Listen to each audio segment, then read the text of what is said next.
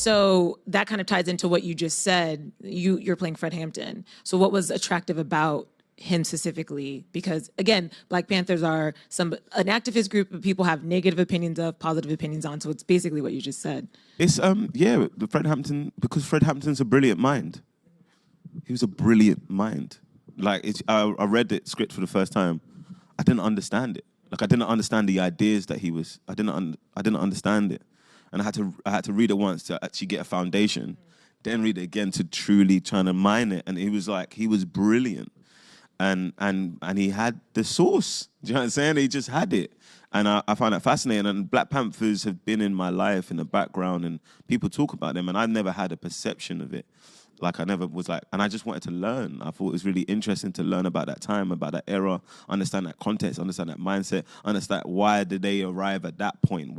How did it get to there at that point? And what was closing in on them, and why didn't care? They didn't care, and they were like, enough's enough. And in fact, they would rather be dead than live how they live in. Do you know what I'm saying? They were like, no. And that attitude really spoke to me. I think it's the attitude that is in a lot of hip hop. You know what I'm saying? A lot of those guys. So it's Hello, family. This is African Esquire TV, and I'm your host, Tierney Cherie. There's been some rumblings going on about a Fred Hampton biopic being made, and a lot of people are upset. They're upset at the casting decision. The actor Daniel Kaluuya, who was also cast inside of the movie Get Out, he was also cast in Black Panthers. He's in this new movie Queen and Slim. He is being cast as Fred Hampton. Now, this is bringing about a lot of resentment for people. Some who I think have been asking a legitimate question. This man's 30 years old, and Fred Hampton was only 21 when he was assassinated. Why not bring out a new actor, someone who hasn't been inside of so many movies? Why not find some new Black talent? Because we shouldn't be believing that only a few people could play our heroes. Only Chadwick Boseman and Daniel Kaluuya are the only people who could play, or Michael B. Jordan are the only people who could play these roles. So those are legitimate questions that we can ask. Of course, also a lot of people who are anti-Africans from the continent, or Africans from the diaspora playing people who are Africans in the United States. Some who would call those people ADOS. A lot of people are upset that a Nigerian English Nigerian, or whoever you want to call it, he's playing a person who's African American. My comments on this is, why do we care so much, regardless of all of these things? And I'm talking because a lot of people who say that they're Black leaders, a lot of people who are the modern day Black leaders, they basically get their following by saying things on the internet that are just going to rile people up. People are going to tweet it. People are going to retweet it. And no real action has to be done to retweet. No real action has to be done to be angry at something. So a lot of people get attracted to these so-called leaders. And because of that, a lot of the modern day so-called Black leaders are not really people who fight for Black liberation. They're people who stir up Black resentment. So to stir up resentment against Africans who are descended from Nigerians, or Africans who are not from the United States. And instead of actually saying something that's going to actually mean something for our people, because if we think about it, well, Fred Hampton is very important, and we definitely want to tell his story. Number one, any type of movie that is being done by Hollywood, which is ran by people who do not look like us, people who do not live where we live, people who do not care about us, who do not share the same affiliations of us, who have no interest in us. There's no way that they're going to actually accurately portray Fred Hampton. I mean, what movie has actually given justice to Black people, regardless of who was put in that place to play that person? It's funny, you'll see these people get angry at who's playing the actor, but they won't get mad at the narrative. There's people mad that, I don't know his name, but there is another African from the UK who was casted to play Martin Luther King. A lot of people were upset that he was casted to play Martin Luther King, but a lot of people weren't upset at the depiction of Dr. King. The fact that we don't only depict Dr. King as the "I have a dream" speech, the fact that we only depict Dr. King in the context of nonviolence, but we don't talk about a lot of the more controversial things that Dr. King actually did in his life. We don't talk about his last speech, which was I Came to the Mountaintop, where he's telling Black people that they need to take their money out of Wall Street and put it into their local banks. Those are things that we don't talk about. Those are things that Hollywood doesn't depict. So we're more worried about who's put to play Martin Luther King, but we're not worried about whether or not the story of Dr. King is actually told. And that's what I would be concerned about if I were you. I wouldn't be so concerned with who's picked to play Fred Hampton, because frankly, a movie is a movie. Like it's a fictional. It's still a fictional narrative based on true events, maybe, but it's still a fictional narrative. Where someone's ancestors came from does not do anything to move the storyline, especially because that person, they're not playing themselves, they're playing someone else. So that's number one. But number two, who the question should be, are they actually going to tell Fred Hampton's story? Are they actually going to be accurate with him? Or are they going to water him down? And I'm thinking that they're going to water him down. So the idea that these people who are activists can just harp on these things that don't mean anything for us, because like I said, regardless if it was Daniel Kaluuya or Michael B. Jordan, the fact is we're still in the conditions that we're in. We're still in the prisons that we're occupying. We're still getting the educations that we're getting. We're still having drugs pumped into our community. We're still inside of this condition, this poor condition, and yet people care so much about who's in a movie and who's going to play who in a movie. And I'm starting to notice a lot of people who are called leaders are really just professional Twitter trolls.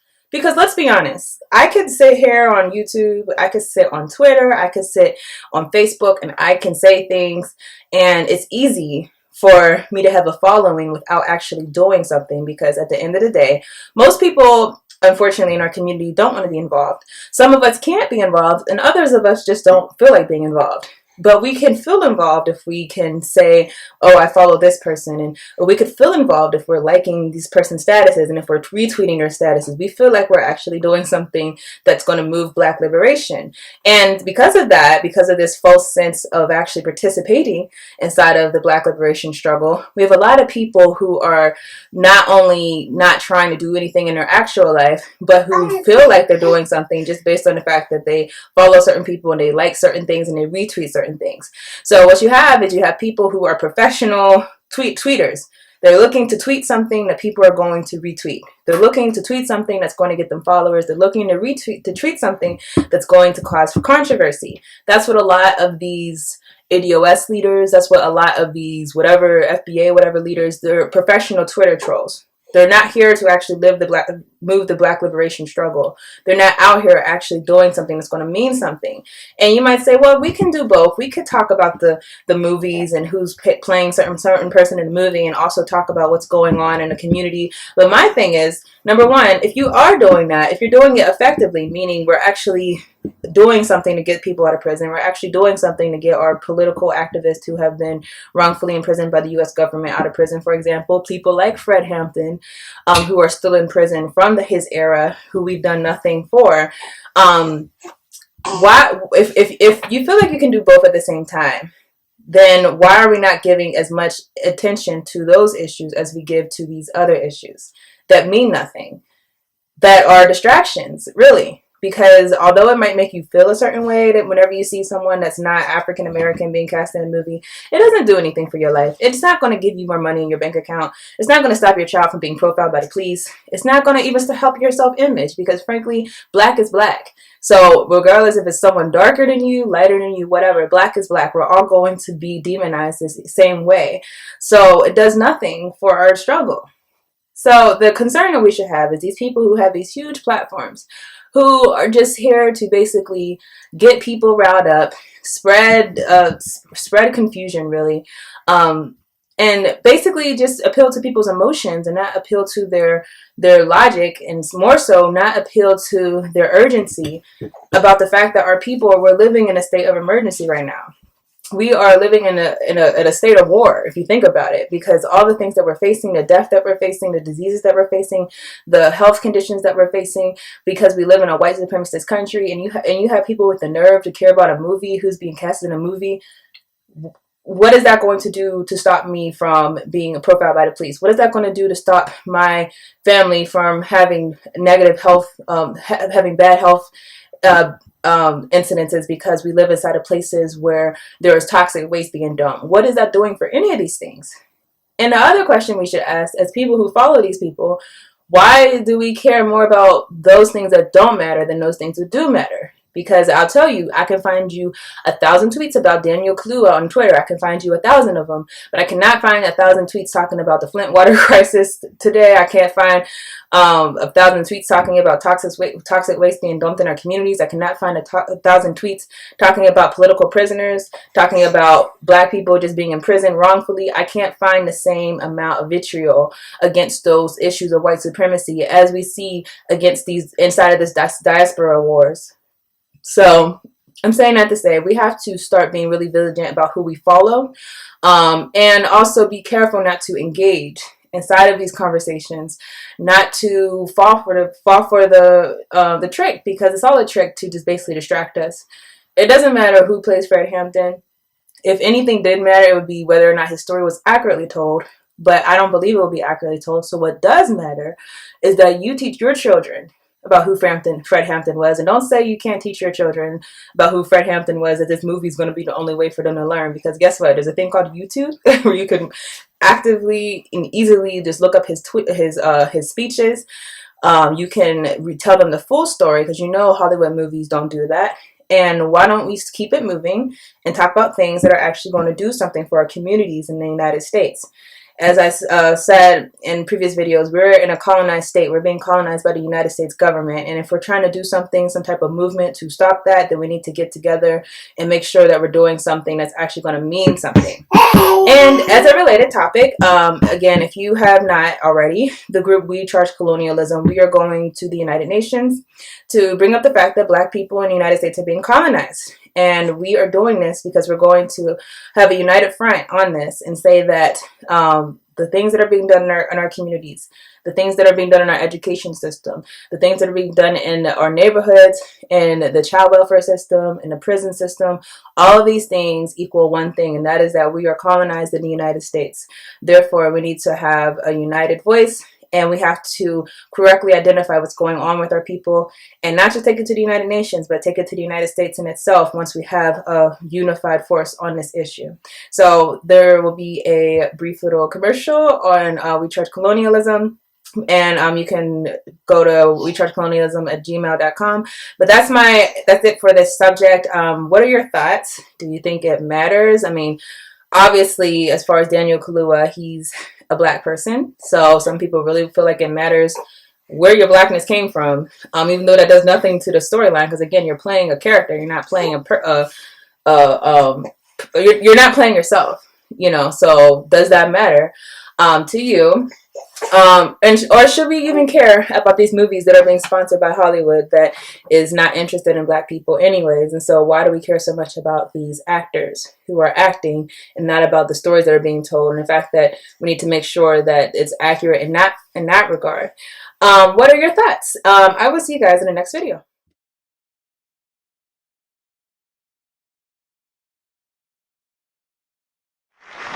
Malcolm, are you prepared to go into the United Nations at this point and ask that charges be brought against the United States for its treatment of American Negroes? Oh, yes. Please. I think you're right in my chair. The audience will have to be quiet. Yes, as I pointed out when I was during my traveling, that African nations and Asian nations and Latin American nations look very hypocritical when they stand up in the United Nations condemning the racist practices of South Africa and that which is practiced by Portugal and Angola, and saying nothing in the UN about the racist practices that are manifest every day against Negroes in this society. Even in South Africa, those Africans aren't faced with bayonets and aren't faced with police dogs. And when I was in Beirut, I saw a picture on the front page of a Negro being beaten in Tennessee, on the front page of the paper in Beirut. When I got to Cairo, I saw the same picture of a Negro being beaten in Tennessee. When I got to Lagos, I saw the same picture. So were these African nations knowing the brutality that is inflicted upon black people in this country, simply because those black people are trying to get what the Supreme Court said they were supposed to have 10 years ago? I would be not a man. If I was in a position to bring it in front of the United Nations and didn't do so, I wouldn't be a man. Or whatever. We're facing a global phenomenon of colonialism, and it's being practiced on us the same that's being practiced on those outside of the borders of the United States. Now, being someone who is of African descent in the United States, I wanted to start an initiative to actually bring this as a petition to the United Nations. I think it's very important, first of all, to do this. One, because us as a people, we have to start calling it what it is. We have to stop calling it just, oh, we need to fight discrimination, or we need to fight racism. We have to start calling it what it is. We need to fight colonialism. We need to fight the fact that there is a colonial presence in our neighborhoods, in our cities. The fact that we are being exploited on multiple levels and multiple tiers inside of the United States government. We have to start calling it what it is. 700 per 100,000. Nowhere in the world incarcerates as much as we do. We've seen extremely high rates of exposure to the criminal justice system for African American men with very low levels of schooling. So if we think about black men who were born in the late 1970s and who are growing up through the American prison boom of the 1980s and the 1990s, the chances that they're going to serve time in state or federal prison if they dropped out of high school is about 70%. So going to prison for that group of black men with very low levels of schooling, that's become a normal life event. And that's really only happened in the last 10 years. We're at this point now where there's about 1.2 million African American children with a parent who's incarcerated. That's about 1 in 9. In itself, right? So we want recognition, international recognition, that the actions of the United States are ones that a colonial master would be doing to its subject, and that is what is happening to our people in the United States. So this is a